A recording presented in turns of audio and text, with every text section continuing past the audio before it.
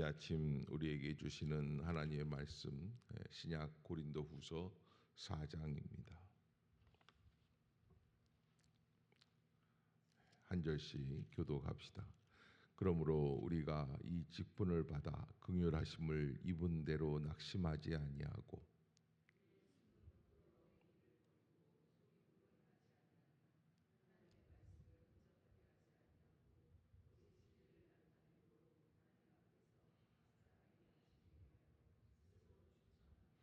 만일 우리의 복음이 가리었으면 망하는 자들에게 가리어진 것이라.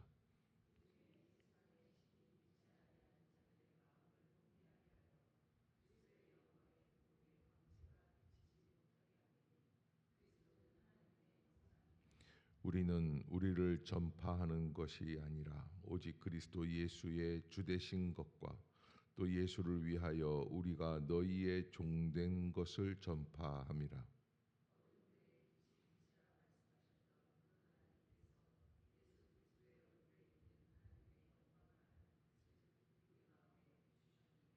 우리가 이 보배를 질그릇에 가졌으니 이는 심히 큰 능력은 하나님께 있고 우리에게 있지 아니함을 알게 하려 함이라.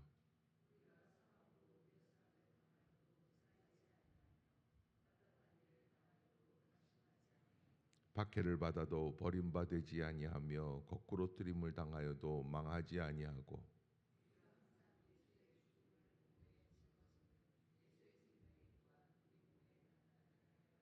우리가 살아있는 자가 항상 예수를 위하여 죽음에 넘겨짐은 예수의 생명이 또한 우리 죽을 육체에 나타나게 하려 함이라.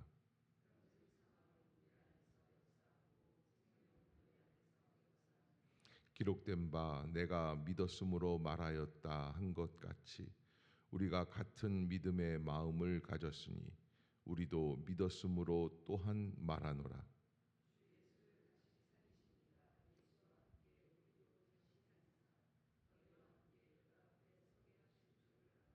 이는 모든 것이 너희를 위함이니 많은 사람의 감사로 말미암아 은혜가 더하여 넘쳐서 하나님께 영광을 돌리게 하려 함이라.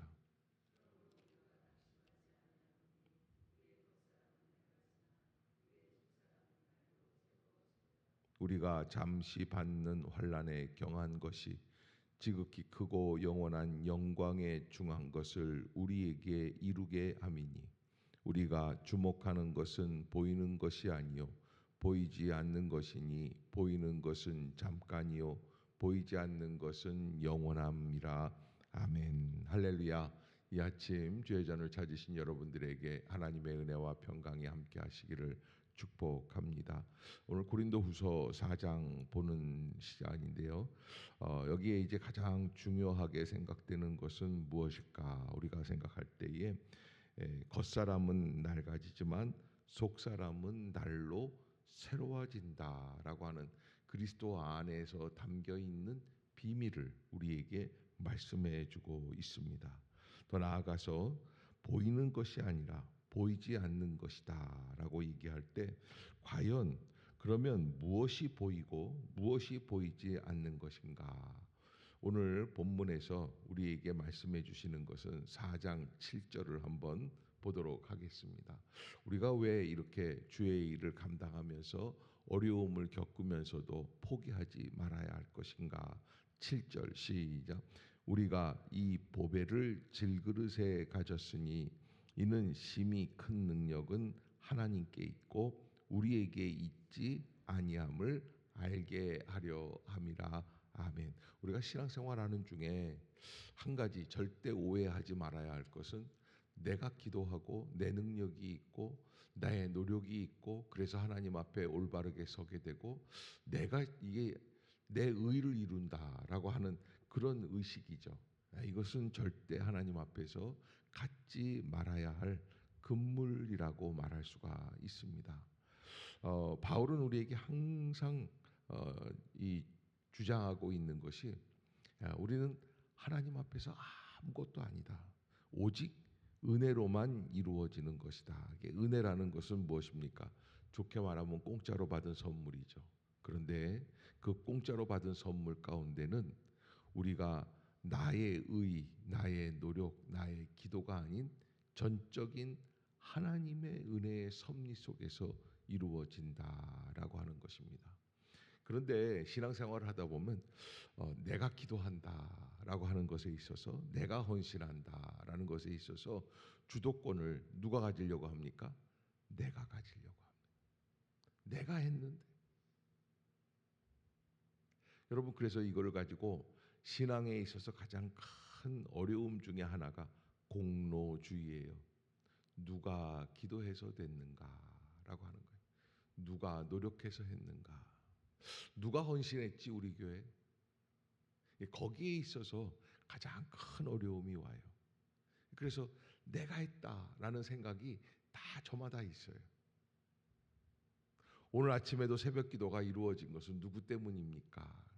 내가 왔기 때문에 그렇지. 이거 점점 사람들 없어지는 것 봐. 이거 목사님 이거 설교 똑바로 하셔야지 돼. 왜 판단합니까? 네, 내가 왔다. 나도 노력을 해서 이렇게 하는데. 이게 그래서 내 노력이 있다 보면은 무슨 일이 있냐면 상대방을 판단하고 정죄하고 싶어요. 그래서 이런 모습들이 우리에게 있어서 가장 큰 해악이 된다라고 하는 것을 우리가 철저하게 알고 있어야만 합니다. 그래서 바울은 우리에게 이 보배를 질그릇에 가졌다라고 하는 거예요. 보배는 누구시냐? 바로 예수 그리스도를 의미하고, 질그릇은 누구냐? 바로 우리 자신입니다. 나는 아무것도 아닙니다. 한번 따라해 볼까요? 나는 아무것도 아닙니다. 아멘. 여러분, 이것이 복음이 우리에게 주고 있는 가장 큰 능력입니다. 바울은 정말 3번 전 세계를 다니면서 복음을 증거하면서 여러 번 어려운 가운데 빠졌습니다. 그러나 그럼에도 불구하고 그 모든 일을 행하시는 분은 오직 여호와 하나님이시라는 강한 신념이 있었어요. 그러기에 우리가 하나님 앞에서 내가 신앙생활을 어떻게 해야 하는가라고 하는 것이죠. 여기 4장 6절에 제가 이 4장 6절 주제를 가지고 몇 번을 여러분들에게 말씀을 해 드렸을 거예요. 자, 4장 6절 시작. 어두운데 빛이 빛이라 말씀하셨던 그 하나님께서 예수 그리스도의 얼굴에 있는 하나님의 영광을 아는 빛을, 아멘.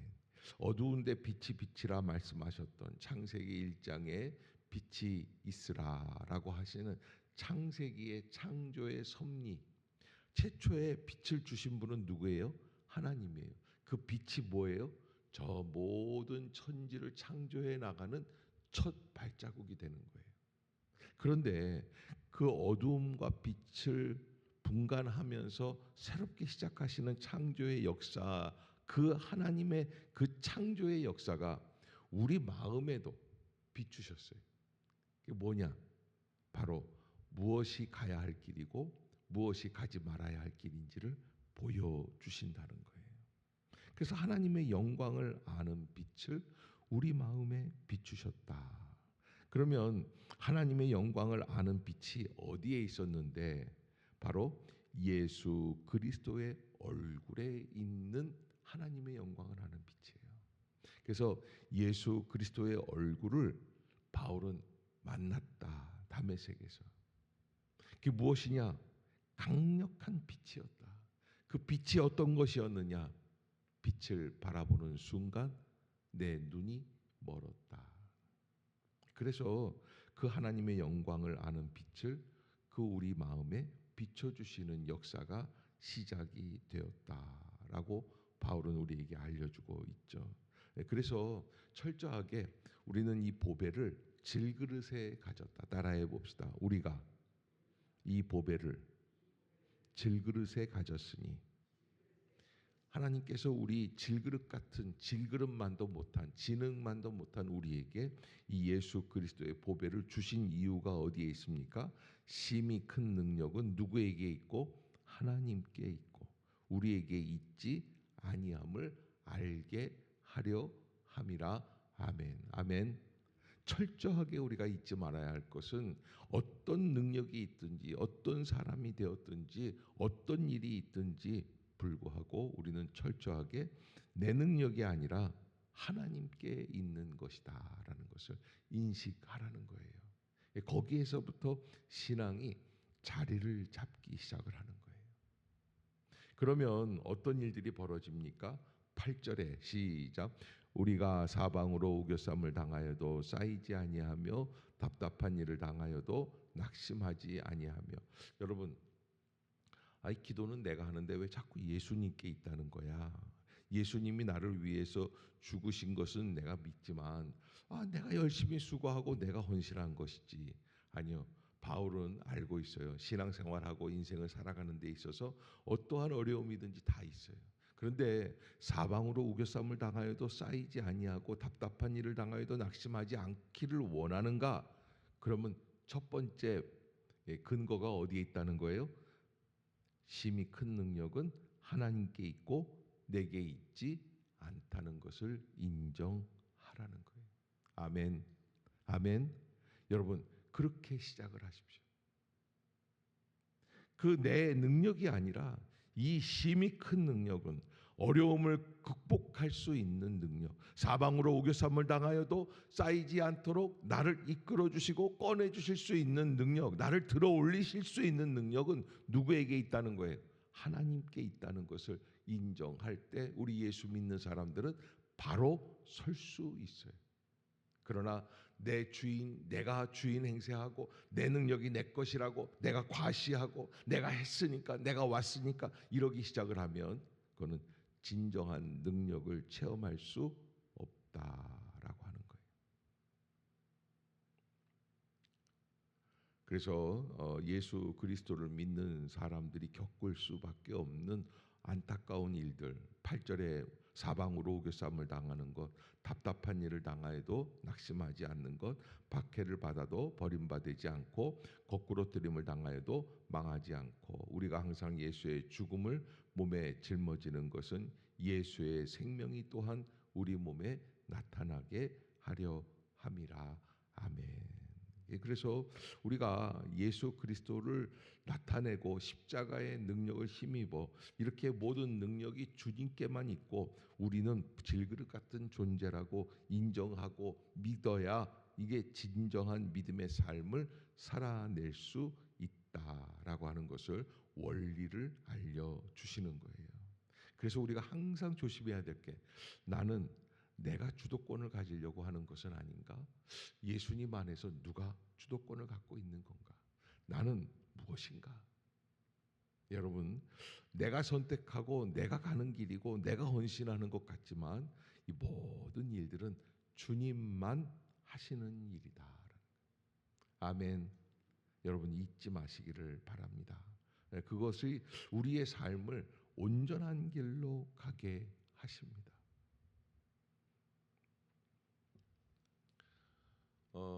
백마, 아라비아산 백마 한 마리가 왕을 태우고 가는데, 이렇게 쭉 길거리를 가는데 너무 멋진 그 백마의 모습과 왕의 모습에 사람들이 찬사를 보내면서 막 박수를 보냅니다. 그럴 때 백마가 가져야 할 기본적인 자세는 무엇일까? 자, 이게 뭐 말이 사람 태우고 가는데 기본적인 자세가 어디 있어? 그냥 걸으면 되지라고 생각할지 모르지만 그런 얘기가 있어요. 백마가 이렇게 가다가 사람들이 막 찬사를 하는 거예요. 너무 멋있다, 너무 멋있다.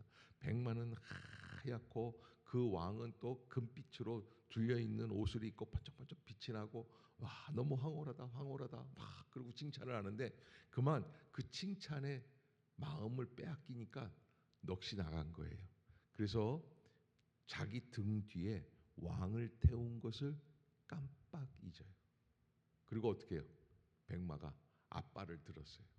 자, 그러니까 어떻게 돼요? 왕이 떨어져서 다쳐요. 백마는 어떻게 됐을까요? 목이 날아간 줄로 아래요. 여러분, 이것이 신앙인의 마음이에요. 특별히 우리가 직분을 받고 예수 그리스도 안에서 복음을 감당하면서 이 목사를 비롯해서 장로, 권사, 안수집사, 이 직분자들, 구역장들, 특별히 교사들 잊지 말아야 될 게 있습니다. 우리는 다 누구의 종입니까? 예수 그리스도의 종입니다. 우리는 주인이 아닙니다. 그러기에 우리가 하나님 앞에서 늘 잊지 말아야 될 것. 5절을 다시 한번 읽어봅시다. 바울은 늘 이렇게 증거한다라는 것이에요. 시작. 우리는 우리를 전파하는 것이 아니라 오직 그리스도 예수의 주 되신 것과 또 예수를 위하여 우리가 너희의 종된 것을 전파함이라. 흔히 목사들 또 장로들도 그렇고요. 이 직분자들 하나님의 종이라고 그래요. 어떤 목사님은 내가 주의 종이지 인간의 종이냐? 여러분, 주의 종은 인간의 종이에요. 성도 한 사람 한 사람을 세우기 위하여 섬기기 위하여 택함 받은 사람들이 주의 종이에요. 왜? 예수 그리스도께서 십자가에서 그들을 위해 죽으셨어요.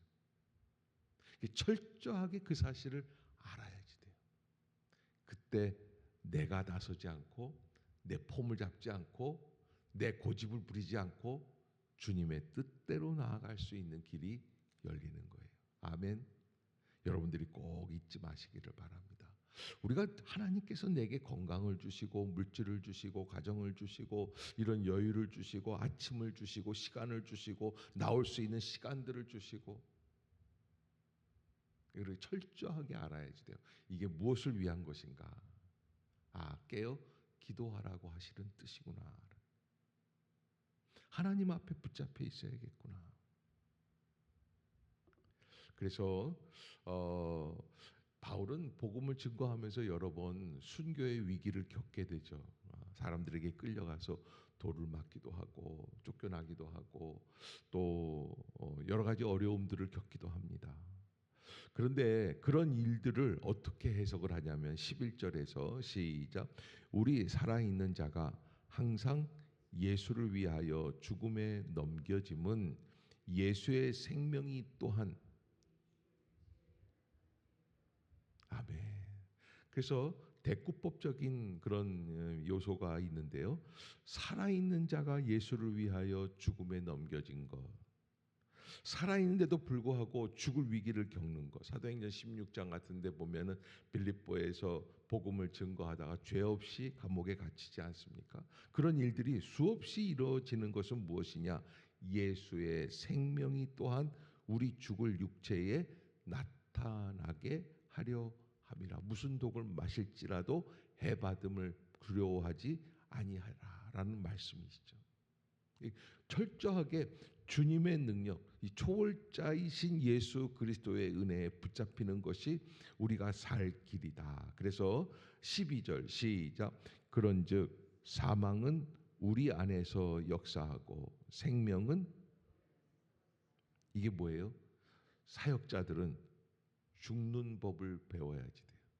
그러면 누가 생명을 얻어요? 성도들이 생명을 얻게 되는 거예요. 아멘. 아멘. 예. 여러분 아멘 하기가 어려워요. 우리가 하나님 안에서 구역장으로, 권사로, 장로로, 집사로, 목사로 부름을 받았습니까? 그러면 무엇부터 우리가 익혀야지 돼요?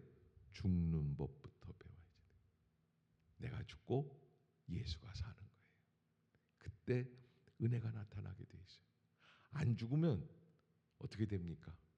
예수 그리스도의 생명 안에 들어갈 수 없다라는 거예요.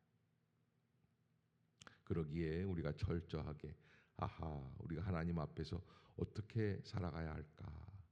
어두운데 빛이 비치라 말씀하셨던 하나님께서 예수 그리스도의 얼굴에 있는 하나님의 영광을 아는 빛, 예수 그리스도의 얼굴에 있는 하나님의 영광을 아는 빛 뭐예요? 십자가에서 죽기까지 하나님이 그를 내버려 두셨지만 그렇게 던지셨어요. 그를 그렇게 유기하셨어요. 십자가에 죽게 하셨어요. 그래도 예수님은 십자가에서 뭐라고 그러세요? 다 이루었다. 아버지여 나의 영혼을 아버지께 맡기나이다. 이렇게. 그 완전한 헌신. 바울이 목표로 따라가고 있는 것은 바로 그 부분이죠. 그래서 우리가 신앙생활할 때 그 깨달음 또 그 예수 그리스도를 다시 만나는 체험. 아멘. 아멘.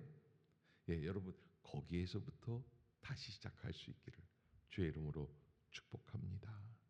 그때 은혜가 돼요. 그런 사람을 만날 때 어려움이 없어요. 구역 안에서도 어려움이 없어요. 부서 안에서도 어려움이 없어요. 우리 교회 오면 많은 분들이 그런 이야기들을 합니다. 아니 왜 이 교회는 이렇게 밝으냐, 분위기가 좋으냐, 분위기가 왜 그럴까요? 저는 우리 교회 하나님이 주신 은혜가 있다면 바로 예수의 죽음을 몸에 짊어지고 예수의 생명이 우리 몸에 나타나게 하려고 하는 그 예쁜 마음들이 있는 교회가 아닐까 저는 그렇게 미루어 짐작을 하고 있어요. 나는 죽고 예수가 산다. 말은 쉽지만 그러나 우리가 하나님 앞에서 철저하게 나를 내려놓고 예수 그리스도로 다시 살아나게 하는 그런 놀라운 역사들을 체험할 수 있기를 주의 이름으로 축복합니다.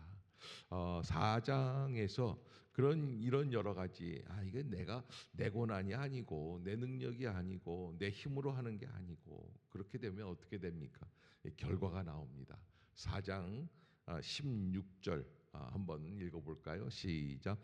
그러므로 우리가 낙심하지 아니하노니 우리의 겉사람은 낡아지나 우리의 속사람은 아멘. 우리가 낙심하지 아니한다. 무슨 일을 할 때 낙심하지 말라라고 하는 말씀은 뭐 어떻게 의미를 갖고 있냐? 무슨 일이든지 주의 일을 할 때 포기하지 마세요. 아멘. 아멘. 여러분 기도하는 거 포기하지 마시고 교회 나오는 거 포기하지 마시고 주의 일로 섬기고 봉사하는 거 포기하지 마시고 남들이 알아주든지 알아주지 않든지 상관없습니다. 낙심하지 아니한다. 바울도 낙심하지 않는다. 고린도 교회가 바울의 사도권을 인정하지 않습니다. 그가 수고하고 애썼던 것들을 인정하지 않습니다. 그러나 그는 아랑곳하지 않는, 낙심하지 않는다는 거예요. 왜? 겉사람은 낡아지나 속사람은 날로 새로워지고. 또 18절에 아주 결론적으로 말씀을 해요. 시작. 우리가 주목하는 것은 보이는 것이 아니요 보이지 않는 것이니 보이는 것은 잠깐이요. 아멘. 뭘 보고 있느냐? 세상의 부귀, 영화, 권력, 세상의 것들 이런 것들을 바라보고 있습니까? 그러나 정말로 진짜로 예수 그리스도의 종이 되었습니까? 보이는 것을 바라보지 마십시오. 보이는 것은 잠깐이요 보이지 않는 것은 영원합니다. 그것을 잊지 마시고 하나님의 은혜 가운데 믿음으로 나아갈 수 있는 우리 모두가 될 수 있기를 주의 이름으로 축복합니다. 기도하겠습니다.